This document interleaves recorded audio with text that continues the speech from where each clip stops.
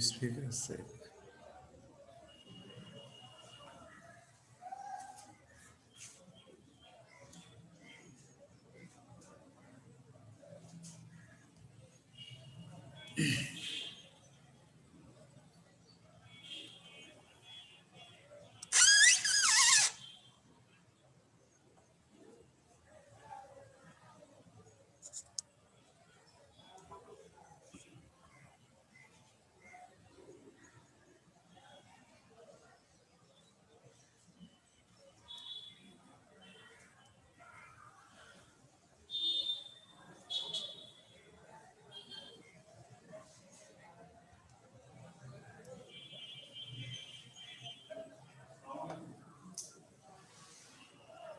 বিসমিল্লাহির রহমানির রহিম।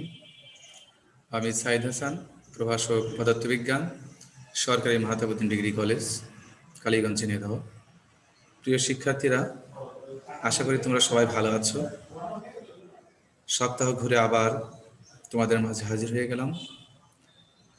আজকে আমি পদার্থবিজ্ঞান প্রথম পত্রের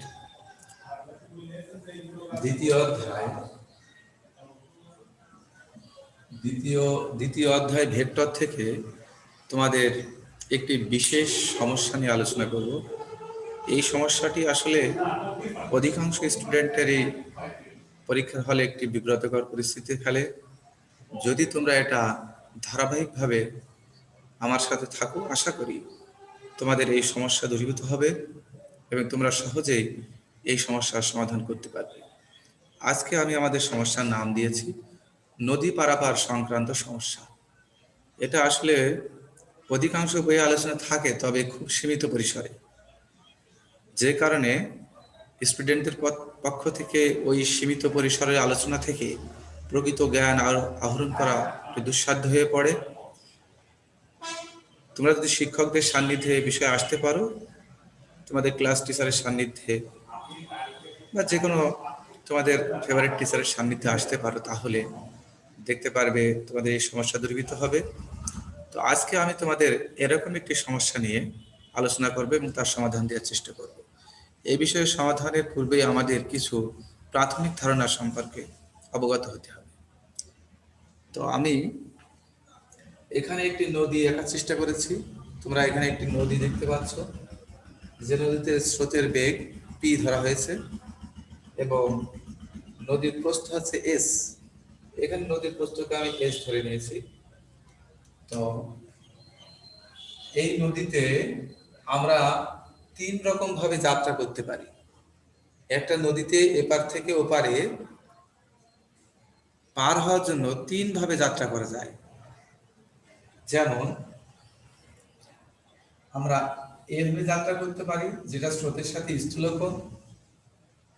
আমরা এভাবে যাত্রা করতে পারি, যেটা স্রোতের সাথে আড়াআড়ি বা সমকোণ। আমি এখানে নাম দিচ্ছি এ বি, এসি বা এডি।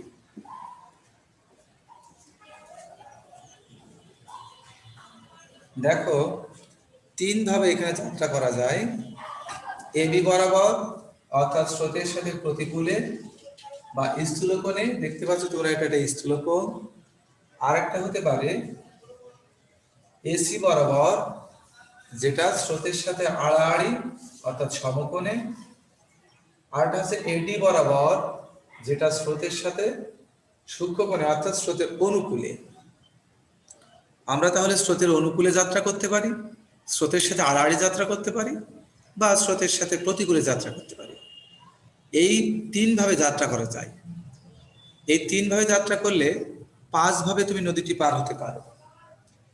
তাহলে আমি এখানে এ বি, এসি বা এডি, এই তিনটি পথ দিয়েছি। এই তিনটি পথে এটাকে আমরা বলছি যাত্রা পথ। এই তিনটি পথে আমরা যাত্রা করলে আমরা পার হতে পারবো পাঁচ ভাবে। এখন আমরা দেখব কি কিভাবে পার হওয়া যায়। তো এখানে আমি নদীটা আঁকলাম। যদি আমি এভাবে যাত্রা করি স্রোতের সাথে, দেখো এখানে কিউ, কিউ মানে এখানে কি নৌকার বেগ। এখানে আমি কিউ মানে নৌকার বেগ ধরে নিয়েছি। যদি কোনো সাঁতারু সাঁতার দিয়ে পার হওয়ার চেষ্টা করে, সেক্ষেত্রে কিউটা হবে সাঁতারুর বেগ। এভাবে আমরা পার হওয়ার চেষ্টা করব। তাহলে এটা হচ্ছে স্থূল করে যাত্রা। পি ও কিউ এর মধ্যবর্তী কোণ আমরা আলফা ধরলাম, অর্থাৎ স্রোতের সাথে প্রতিকূলে যাত্রা করা। তাহলে হতে পারে যে তুমি এইভাবে পার হলে, অর্থাৎ লোভ ডিরেক্টটা এইদিকে, তুমি যদি এইভাবে যাত্রা করো এ বি বরাবর, তাহলে দেখা যায় যে তুমি আড়াআড়ি কিন্তু স্রোতে তোমাকে ঠেলে দেখো ধাক্কা দিয়ে তোমাকে সোজা করে দিতে পারে। স্রোতে এদিক থেকে আসছে, স্রোতে এসে তোমাকে এটা ধাক্কা দিয়ে সোজা করে দিতে পারে। আবার এমনটি হতে পারে স্রোতে ধাক্কা দিয়ে তোমাকে ওইদিকে নিয়ে গেল, সেক্ষেত্রে তুমি সূক্ষ্ম কোণে পার হলে। তো আমি একটা একটা করে আঁকার চেষ্টা করছি। তো এখানে এ বি বরাবর যাত্রা করে ধরো এ এফ বরাবর পার হলো, তাহলে আমরা এখানে লিখতে পারি এ বি বরাবর যাত্রা করে এ এফ বরাবর পার।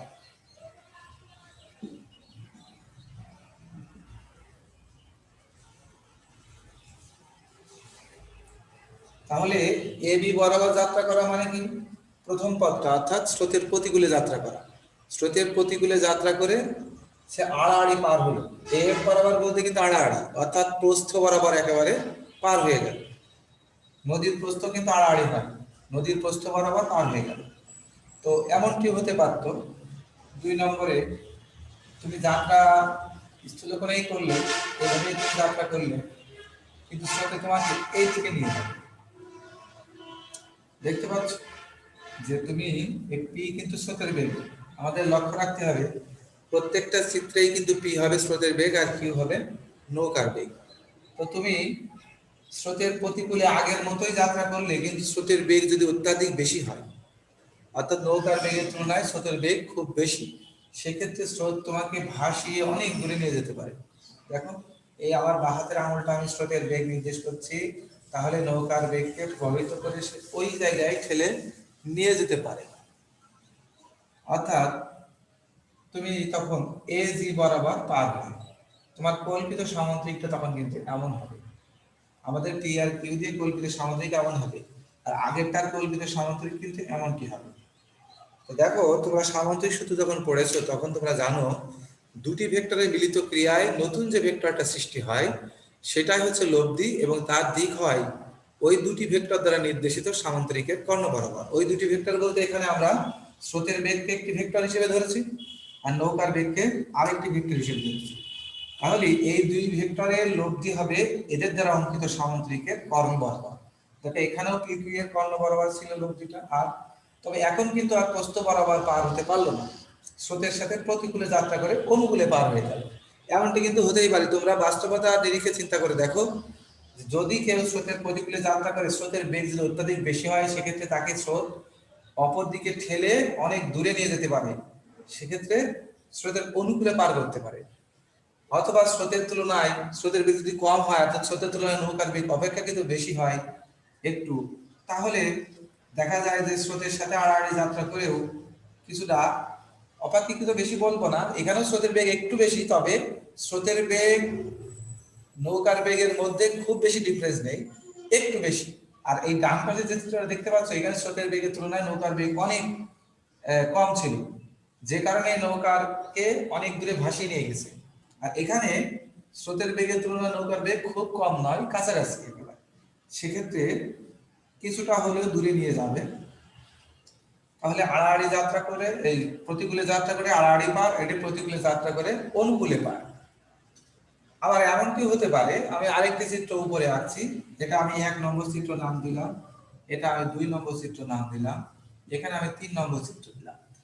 এমন হতে পারে যে স্রোতের প্রতিকূলে তুমি যাত্রা করলে এবং তুমি প্রতিকূলেই পার হয়ে গেলে, অর্থাৎ এ বি বরাবর যাত্রা করে তুমি এইচ বরাবর পার হয়ে, সেক্ষেত্রে কল্পিত সামুদ্রিকটা এই হচ্ছে, এই হচ্ছে কল্পিত সামুদ্রিক।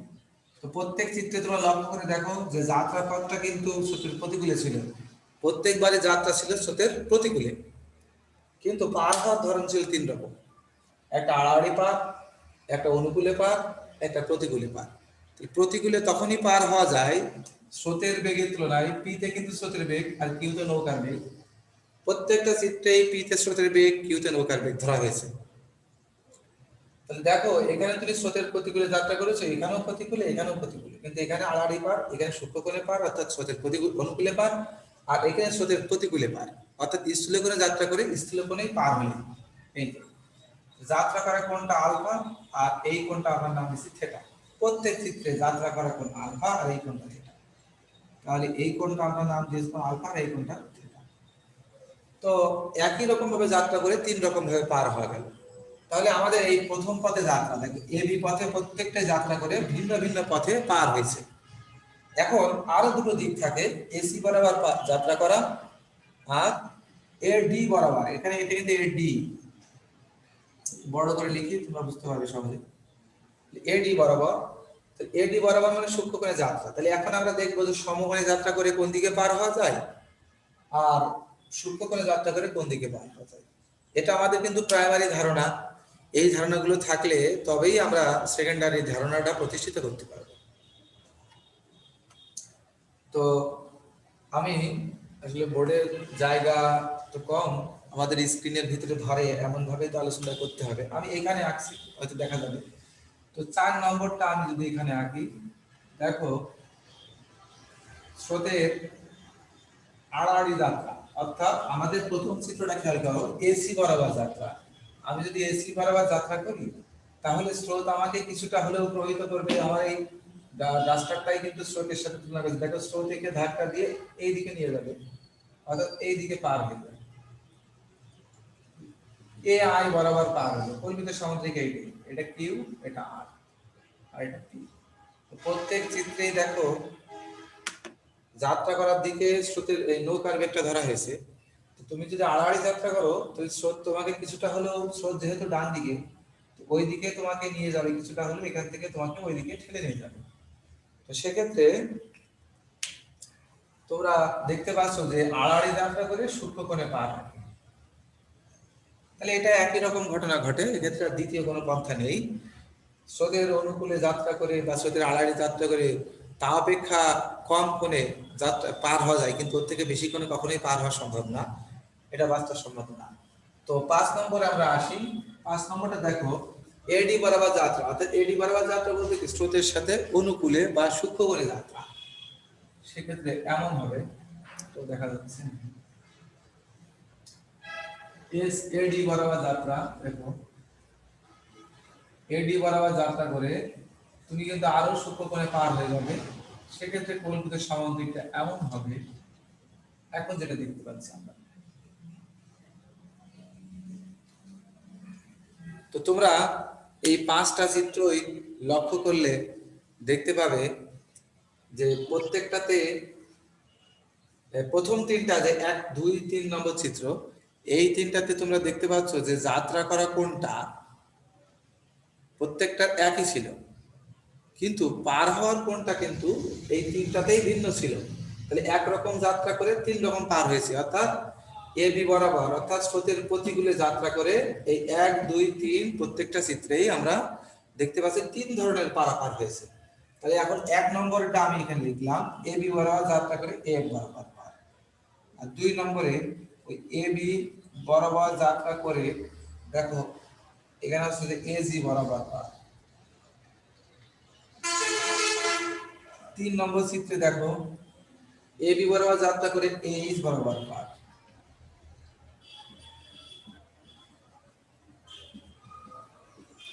তো প্রত্যেকটা চিত্রে দেখো আমার কথা তোমাদের বিশ্বাস করার দরকার নেই, তোমরা তোমাদের নিজস্ব জ্ঞান দিয়ে ভাবো যে এইরকম ভাবে যাত্রা করলে স্রোত যেভাবে আঁকা হয়েছে আর যাত্রা করা হয়েছে যেদিকে বাস্তবে কি ঘটে ঠিক তেমনটা ভেবেই কিন্তু চিত্রগুলো আঁকা হয়েছে। তোমরা যখন বাস্তবতার নিরিখে বিজ্ঞান পাঠ করবে আমার বিশ্বাস অবশ্যই পুঁথিগত বিদ্যা থেকে সরে এসে তোমরা প্রকৃত জ্ঞানটা অর্জন করতে পারবে। তো দেখো 3 নম্বরে এই এই প্রথম 3টা চিত্রের বিষয়ে আমরা এখানে ও সরি তোমরা মনে হয় আমার এই স্ক্রিনের শটটা দেখতে পাচ্ছ না, আমি একটু নিচে করে দিচ্ছি যাতে তোমরা স্ক্রিনটা দেখতে পারো। দেখো এখন মনে হয় স্ক্রিনে ওটা দেখার সুযোগ হয়েছে যে 3 দিকে দেখো, এখন মনে হয় স্ক্রিনে তোমরা এটা দেখতে পাচ্ছ যে প্রথম তিনটে চিত্রে এই যে 1, 2, 3 এই তিনটার ব্রিফিং এর পূর্ণাঙ্গ এখানে আমরা ধারণা দেওয়ার চেষ্টা করেছি যে একই রকম যাত্রা করে কিভাবে তিন পথে পার হচ্ছে। এ বরাবর মানে আমরা এখানে আড়াআড়ি পার হওয়ার কথা বলছি, এ জি বরাবর মানে এখানে আমরা স্রোতের অনুকূলে পার হওয়ার কথা বলছি, এ এইচ বরাবর মানে কি স্রোতের প্রতিকূলে প্রতিকূলে যাত্রা করে প্রতিকূলে পার হওয়া যায় যদি স্রোতের বেগের থেকে নৌকার বেগ আপেক্ষিকভাবে একটু বেশি থাকে। তো এবার 4 নম্বরটার কথা বলি যে স্রোতের আড়াআড়ি যাত্রা করে স্রোতের সাথে আড়াআড়ি যাত্রা করে এখানে কিন্তু সূক্ষ্ম কোণে অর্থাৎ অনুকূলে পার হওয়া গেছে। তো ওইটা আসলে নিচে আমি আর লিখছি না, নিচে জায়গা কম। তো 4 নম্বরটা আমি এখানে লিখলাম। 4 নম্বর যে এডি বরাবর যাত্রা করে এসি বরাবর, এই যে এই 4 নম্বরটা এসি বরাবর যাত্রা করে এআই বরাবর পার।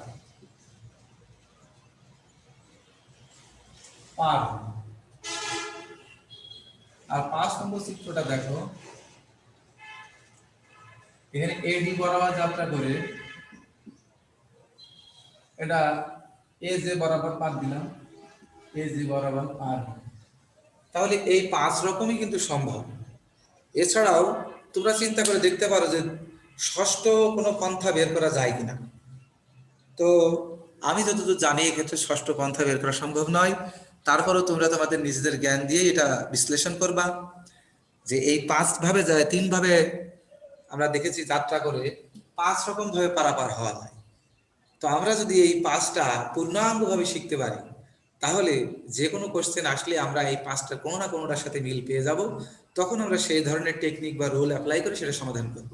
এখন এই 5টা কেসের আলাদা আলাদাভাবে আমাদের বিশ্লেষণ করতে হবে যে এখানে প্রশ্নটা আসলে কি হয়।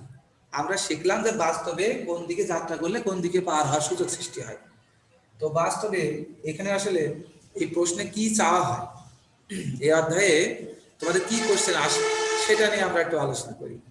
এখানে আসলে প্রশ্নে চাওয়া হয় যে নদী পার হতে কত সময় লাগে বা কোন ক্ষেত্রে নদী আগে পার হওয়া যায়, কোন ক্ষেত্রে ন্যূনতম পথে পার হওয়া যায়, আবার কোন ক্ষেত্রে ন্যূনতম সময়ে পার হওয়া যায়। এছাড়া আদার্স কোয়েশ্চেনও থাকতে পারে, যেমন পার আমি যে বিন্দুতে হতে চেয়েছিলাম হয়তো সেই বিন্দুতে হতে পারলাম না। দেখো কোনো ক্ষেত্রেই কিন্তু আমি যে বিন্দু বরাবর যাত্রা করেছি সেই বিন্দু বরাবর পার হওয়া যায়নি। সেক্ষেত্রে আমরা কোন বিন্দু বরাবর কত দূরত্ব আমরা ওই পাশে অতিরিক্ত পাড়ি দিলাম। যেমন আমি এ বি বরাবর যাত্রা করে এ বরাবর পৌঁছালাম, অর্থাৎ বি এফ এর দূরত্বটা কত, স্রোত আমাকে কত দূর ভাসিয়ে নিয়ে গেল। এখানেও দেখো যে আমি এখানে এখানে এ বি লিখলাম, এটা 2 নম্বর। এখানেও এ বি বরাবর যাত্রা করে এ জি বরাবর বিজি পরিমাণ দূরত্ব আমাকে স্রোত কিন্তু সরিয়ে নিয়ে গেল, সেটা কত দূর। অথবা এমনও হতে পারে নদীর প্রস্থ তো দেওয়া আছে এস, মনে করো এখান থেকে এটুকু নদীর প্রস্থ, মানে যেভাবে তুমি যাত্রা করো নদীর প্রস্থ তো সর্বদা আড়াআড়ি হয়। তো নদীর প্রস্থ যতটা তুমি তার থেকেও কিন্তু বেশি পথ পাড়ি দিয়ে জীবিতে গিয়েছো। তাহলে এই কোনাকুনি এজি বরাবর কতটুকু দূরত্ব আমাকে পাড়ি দিতে হয়েছে, এখান থেকে এমন কোশ্চেনে কিন্তু হয়ে থাকে। তাহলে এখানে দূরত্ব এবং সময় এই দুটো জিনিস সব থেকে গুরুত্বপূর্ণ। প্রশ্নে সাধারণত এটাই চাওয়া হয়, নদী কোন পথে গেলে তাড়াতাড়ি পার হওয়া যায় বা কোন পথে যাত্রা করে কোন পথে পার হলে কত সময় লাগে এবং কত দূরত্ব পাড়ি দিতে হয়, এই ধরনের প্রশ্ন এখানে চাওয়া হয়। তো আমরা 1 নম্বর যে কেসটা এটি নিয়ে আজকে আলোচনা করব এবং আরেকটা কেস হচ্ছে 4 নম্বর। প্রথম এই দুটো কেস কেন আমি আলোচনা করছি, এই দুটো কেস সব থেকে তোমাদের বইয়ে বেশি প্রশ্নে বেশি এসে থাকে। তোমরা বোর্ড কোশ্চেন যদি অ্যানালাইসিস করে থাকো তাহলে দেখতে পারবা বিগত কয়েক বছরের কোশ্চেন অ্যানালাইসিস করলে দেখা যায় যে বেশিরভাগ ক্ষেত্রেই এই 2 ধরনের কোশ্চেন আছে। এবং বইয়ে যদি নদী নৌকা সংক্রান্ত দেখা যায় যে 20টা কোশ্চেন আছে, তো ওখানে 20টা কোশ্চেনের মধ্যে 18টা কোশ্চেনেই দেখা যাবে যে এই 1 নম্বর এবং 4 নম্বর কেস বেশি আলোচনায় স্থান পেয়েছে। এজন্য তোমাদের জ্ঞাতার্থে আমি এই দুটো কেস নিয়ে বেশি আলোচনা করব। তো আজকে আমাদের প্রথম আলোচনার বিষয় যে স্রোতের প্রতিকূলে যাত্রা করে যদি কোনো নৌকা আড়াআড়ি পার হয়ে যায় সেক্ষেত্রে কত সময় লাগে, অথবা স্রোতের আড়াআড়ি যাত্রা করে যদি কোনাকুনি পার হওয়া যায় 4 নম্বর কেসে তাহলে কত সময় লাগে। তো আমি এখন এই চিত্রের অবাঞ্ছিত মানে এই যে আমাদের বোর্ডের অবাঞ্ছিত যা আজকে বিষয়গুলো মুছে দিয়ে সবগুলো আসলে আজকে আলোচনায় আনা সম্ভব না, আমাদের ক্লাসের সময় স্বল্পতা রয়েছে। এই জন্য আমি দুটো কেস আলোচনা করার চেষ্টা করব, যদিও পরবর্তীতে ক্লাসের টাইম হয়ে যাচ্ছে, তারপরেও আমি চেষ্টা করছি। আর যারা আজকে আমার সাথে আছো, যদি আগামী দিন থাকো, আশা করি তোমরা আমার এই ক্লাস থেকে উপকৃত হবে এবং পূর্ণাঙ্গ ধারণা পাবে। নদী নৌকার অঙ্ক সম্পূর্ণ না পারার পিছনে প্রথমত আমি মনে করি সবগুলো বিষয় একসাথে আলোচনা না শেখার কারণেই স্টুডেন্টরা এটা হয়তো পারে না। তো হ্যাঁ, তো আসলে আমার সময় স্বল্পতা, আমি একটু দ্রুততার সাথে এটা আলোচনা করি। 4 নম্বর পেজটা দেখো, যে দিকে যাত্রা করা হয়েছে সেদিকে কিন্তু পার হইনি। আমার নদীর প্রস্থ এস বরাবর আমি যাত্রা করলাম, সেদিকে কিন্তু আমি পার হলাম না, আমি পার হয়ে গেলাম এআই বরাবর। তো এক্ষেত্রে 100% অঙ্কই তোমার মনে রাখবা সমবেগের হবে, এই অঙ্কগুলো সমতরণে সাধারণত হয় না। তো আমরা জানি সমবেগের একটি সূত্র এস ইকুয়াল টু ভিটি। এই সূত্রটা তখনই ইউজ করা যায় যদি, যেহেতু এখানে সরণ এবং বেগ দুটোই কিন্তু একটি ভেক্টর আছে, সরণ এবং বেগ দুটি ভেক্টর রাশি যদি একই দিকে হয়, যেমন একটি বস্তু যেদিকে যাচ্ছে তার সরণের যেদিকে বেগও সেদিকে, যদি বেগ ও সরণের দিক একই দিকে হয় তাহলেই কেবল এই সূত্রটা ইউজ করা যায় এস ইকুয়াল টু ভিটি। কিন্তু বেগ আর সরণ যদি একই দিকে না হয়, সেক্ষেত্রে এস ইকুয়াল টু ভিটি সূত্রটাকে একটু প্রসেসিং করে নিতে হয়। এই জায়গাটাই স্টুডেন্টের কাছে একটু দুর্বোধ্য হয়ে যায়। তো এটা আমি কেন প্রথম বেছে নিলাম, 1 নম্বর কেস বাদে কেন আমি এটা বেছে নিলাম, দেখো এখানে নৌকার বেগ এবং স্রোতের বেগটা একই দিকে ছিল, নৌকা যাত্রা করার বেগ, কিন্তু পারাপারের বেগটা একটু ভিন্ন দিকে ছিল। এখানে যদি আমি অ্যাপ্লাই করি যে এখানে নদী পার হতে কত সময় লাগে, S equal two cutie use করতে পারবো, ভিটির পরিবর্তে এখানে আমি ইউজ করতে পারবো এস ইকুয়াল টু কিউটি, কারণ আমাদের আজকে নৌকার বেগকে কিউ দিয়ে প্রকাশ করা হয়েছে। এটা করলে তুমি এখান থেকে সমাধান পেয়ে যাবা, অর্থাৎ Q equal to S by T. এরপর লাইনটা এখানে লিখি, Q is equal to S by T, sorry, T সমান সমান এস বাই কিউ। তুমি এই সূত্র থেকে ধারণা পেয়ে যাচ্ছ যে কত সময় লাগে, নদীর প্রস্থটা জানা থাকলেই হয়ে যাচ্ছে আর নৌকার বেগ জানা থাকলেই হয়ে যাচ্ছে। এটা কেন সম্ভব হলো, যে এস আর কিউটা একই দিকে। যদি এস আর কিউটা একই দিকে না হয়, যেমন এখানে, তখন আমি কি করব, এখানে দেখো নদীর প্রস্থ এই দিকে অথচ যাত্রা করা হয়েছে তার সাথে স্থূলকোণে। একটু খেয়াল করো আমার আঙুলটা, যে নদীর প্রস্থটা যেদিকে, আমি কিন্তু সেদিকে যাত্রা করিনি, আমি তার থেকে স্থূলকোণে যাত্রা করেছি। তাহলে এখানে কিউ আর এস কিন্তু একই দিকে না, এখানে আমি এস লিখলাম, এস আর কিউ একই দিকে না, সেক্ষেত্রে আমি কি করব, এস ইকুয়াল টু কিউটি আর লিখতে পারবো না। তখন আমি যদি চিন্তা করি যে এস আর আর তো একই দিকে, লব্ধি বেগ এবং সরণটা একই দিকে, তাহলে এস ইকুয়াল টু আর টি লিখবো এই ক্ষেত্রে আমি। তাহলে এইটা আমি কিন্তু 4 নম্বর কেসের জন্য সূত্রটা লিখেছিলাম। এই যে 4 নম্বর কেসটা দেখছো, এই 4 নম্বর কেসের সূত্র কিন্তু এটা। যদি আমি 1 নম্বর কেসের জন্য সূত্র লিখি, তাহলে আমাকে লিখতে হবে এস ইকুয়াল টু আর টি। কেন এটা লেখা যাবে, কারণ এখানে যে সরণ আর যে বেগ নিয়ে আমরা কাজ করছি এই দুটো একই দিকে, তাহলে এস ইকুয়াল টু আর টি। তো আর আমি কিভাবে পাবো, তো দেখো এটা কিন্তু পি স্রোতের বেগ, তোমরা দেখতে পাচ্ছ পিটা হচ্ছে স্রোতের বেগ এইটা, তাহলে এই বাহুতে স্রোতের বেগ পিটাও এখানে একই। সামান্তরিকের বিপরীত বাহুগুলো সমান ও সমান্তরাল হয় আমরা জানি। তো সেই হিসাবে এখানে একটি সমকোণী ত্রিভুজ তোমরা দেখতে পাচ্ছ, এখানে Q square equal to P square যোগ আর স্কয়ার। এখানে লক্ষ্য করো যে কিউটা এখানে নৌকার বেগ, পিটা স্রোতের বেগ, আর হচ্ছে লব্ধি বেগ। এখন অনেকে বলতে পারে স্যার আপনি এখানে এস দিলেন না কেন আর এর জায়গায়, তো দেখো সামান্তরিক সূত্র বা পিথাগোরাসের উপপাদ্য অথবা ত্রিকোণমিতিক সাইন কস ট্যান যে অনুপাতগুলো আমরা জানি, এগুলো সমজাতীয় রাশি ছাড়া কিন্তু কাজ করে না। তো আমাদের এখানে পিটা স্রোতের বেগ, কিউটা নৌকার বেগ, তো আরটা এখানে লব্ধি বেগ, তো তিনটাই তো বেগ ছিল অর্থাৎ সমজাতীয় রাশি। এই জন্য আমাদের তিনটা রাশিকে এই সমীকরণে স্থান দিয়েছি। দেখো পিথাগোরাসের উপপাদ্য অনুসারে এই যে সমকোণী ত্রিভুজটা তোমরা দেখতে পাচ্ছ, এই সমকোণী ত্রিভুজে আমরা Q square equal to P square যোগ আর স্কয়ার লিখতে পারি। তাহলে এখান থেকে আর স্কয়ার সমান সমান কিউ স্কয়ার বিয়োগ পি স্কয়ার, তো R equal to root over Q square বিয়োগ পি স্কয়ার। এখানে আরেকটা সমস্যা, আমার এই বোর্ডের বাইরে চলে যাচ্ছে লেখা অনেক সময়, আসলে অনেক বড় তো আজকে লেখাটা, তো আমি পাশে লিখলাম, একবার লিখছি R equal to root over Q square বিয়োগ পি স্কয়ার। দেখো এই লাইন থেকে আমি একবার লিখেছি যে আরটা আমরা কিভাবে পেতে পারি। এই আর এর মানটা যদি আমি এখানে বসাই তাহলে আমি 2 নম্বর কেসের জন্য 1 নম্বর কেসের জন্য সূত্র পেয়ে যাব, S equal to root over Q square বিয়োগ পি স্কয়ার। অতএব টি সমান সমান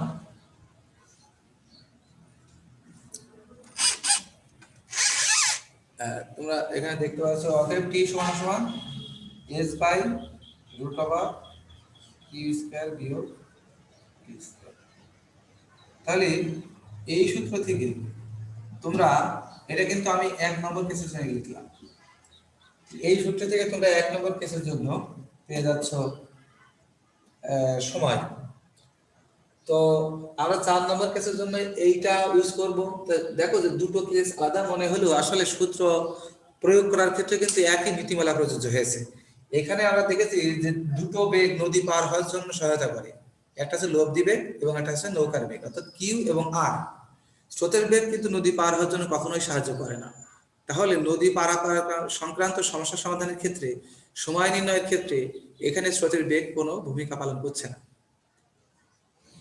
তো এজন্য যখন তোমরা স্রোতের বেগ সময় নির্ণয় করবে তখন প্রাধান্য দিবে কি এবং আর কে, অর্থাৎ নৌকার বেগকে এবং লব্ধি বেগকে।